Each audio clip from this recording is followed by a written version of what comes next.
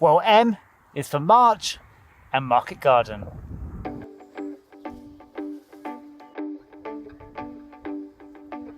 Welcome to my ridiculous grow room.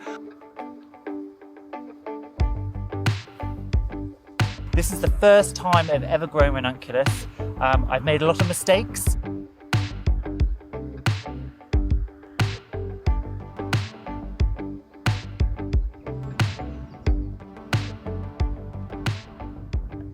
So the nicer weather is now arriving, so let's talk produce and flowers.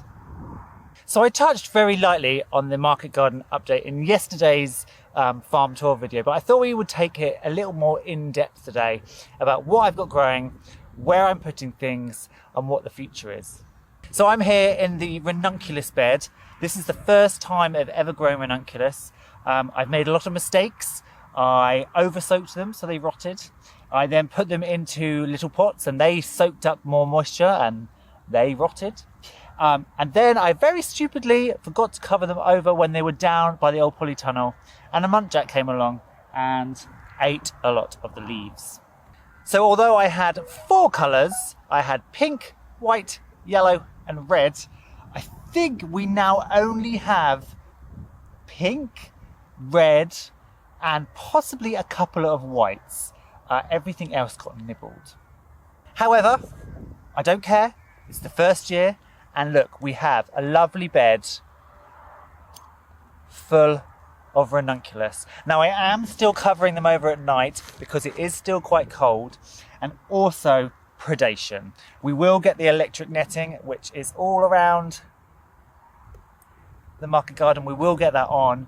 But for now, I just want to protect what's left of my Ranunculus. For example, this one down here, you can see all the leaves have been nibbled off here, but it's got lots of fresh leaf coming through. So I want to protect that so that eventually it can soak up all that sunshine, produce loads of buds and give us a nice first flower crop.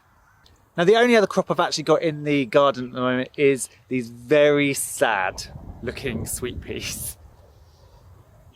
And they are super sad because even though they were undercover in all of that really bad cold that we had, I think the cold still got to them. So they're not looking great. But I thought I don't want to chuck them away, so let's take a punt and put them out. And as I also said in yesterday's video, I still do have another batch that can go in and replace these. I mean, this one's not looking too bad. This one, I mean, isn't looking great. This one, as you can see, some of these leaves here, if I just move the camera down, you can see some of these leaves look really dodgy. However, the leaves on the end here look relatively nice and like they might actually do something. So I have some hope. Now, while our market farm goes down this way and the vegetable beds are going to be going horizontally across all the way down, I decided to do the flower farm at a right angle. So these beds are going down this way and they're going to go across here.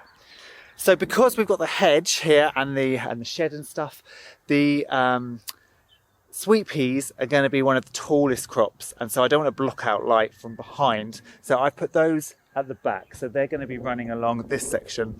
Then we've got our Ranunculus, and then we'll have the rest of our flowers growing this way. The sunflowers obviously are also a very tall crop, so I haven't quite decided where they're going to go. Probably they will go as far on that side as possible. So we've got 2 tall crops either side, but then we've got a load of lower crops in the middle so the sun can still get down and make them flourish. Now, in terms of the market garden, there is nothing in the ground yet. We've started to put some plastic down. I've got 3 rows. This is 15 meters by 2 meters, which will cover 2 beds each with the walkway down the middle. So overall, I'll get 6 beds, which will probably be this main block here that I've actually already put down as the no-dig garden. And in that will be going the kale transplants, the chard transplants, and the lettuce. Then over here, I need to really start going on the no-dig, getting more soil and more cardboard down, because this is where we're going to be doing all of the direct sowing of things like spinach and beetroot and radish.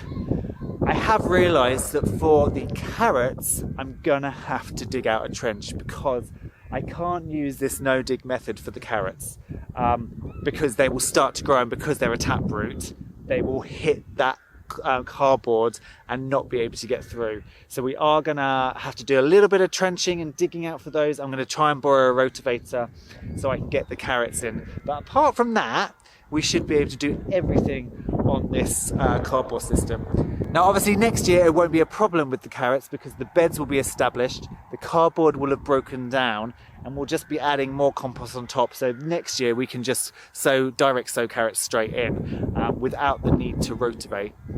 And just so you can see what I've got on, welcome to my ridiculous grow room. I would love a proper grow room in the future, but at the moment it's just crammed in to one corner with a grow light there and a grow light just over here. So what I've been doing is this is my sowing space where I sow and I wait for germination. Then they move into here where they hopefully then grow on a little bit, and then they come up to this grow light and we put them on and grow them on. So I've currently started my tomatoes. These are just literally put in yesterday. These are all lettuces. I've got some chard, and then in my grow light we have some flowers here. These are straw flowers. These are larkspur. Now I don't know anybody else that's growing snapdragons rather. They are a nightmare. I've had actually really good germination rates with them. You can see all these little green stems, but then they don't seem to come on much from those stems. They just stay as those little green stems. They can't get the seed heads off the top. I've been misting them very lightly, but they're very, very slow to come on. So I'm going to sow some more. I haven't had a huge amount of luck with them. We've got kale, 2 types of kale over there at the back. These are aubergines, peppers, and more aubergines. The peppers similar in the way to the larkspur. A lot of them have grown up, but they've still got the little capsules attached to the leaves. So I probably need to mist them a bit more and see if we can move those. We've got parsley that we've just sown, and then we've got coriander, dill, and chives. They all need to be pricked out fairly soon. And then if we move across to here, this is kind of my growing on station. So we've got cornflowers. I've only put one variety per seed tray, and I'm successionally sowing. So then I'm adding them on. So you can see here, these were the first ones that were sown. These are the next ones that were sown. This is black ball. This is blue boy. And I need to start my pink one still. We've got some more straw flowers here. And then these are the snapdragons that I have managed. So once you prick them out and you pop them into these individual little trays, they seem to do a lot better, but they do take a while to get going. So we've got 3. We've got apple blossom. We've only got 8 varieties so far. We've got this white, I think it's Potomac, and then we've got night and day. Night and day seems to be the best germinator and grower so far, but I am going to put a load more on and see how they do. And if you missed the list of market garden crops and flower farm crops I'm growing this year, I will link both those videos up here, and I'll see you in that video after you've watched this. Now every day I've been coming up to the pond to check for frog spawn, and I looked back on our videos from 2020, and the spring is here video with the frog spawn was March 21st. Now obviously we've passed that date and we still have no frog spawn. I am not massively worried though, because last year it was very wet, but it wasn't cold. And this year, of course, we had that big load of snow. The only concern is there was only 3 clumps of frog spawn last year, which could have been produced by only 1 or possibly 2 females. And that big cold may have killed them. So I'm still on pond watch for the frog spawn, as is Jock, aren't you? Hopefully it will get going. The pond is showing signs of life. The yellow flag iris is starting to grow. Down here, the water mint that we put in is starting to grow. So, with any luck and fingers crossed, soon we'll get some amphibian life showing.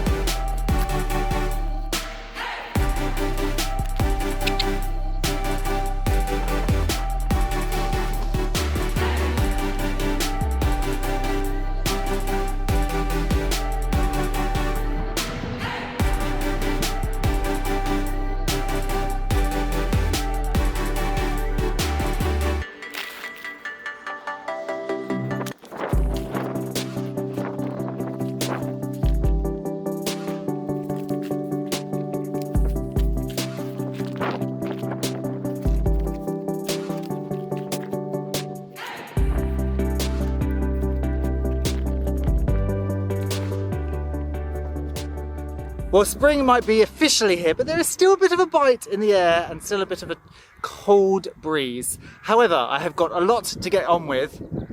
I still have all of this to lay down cardboard and put soil on before we can get transplanting and this market farm can truly get going.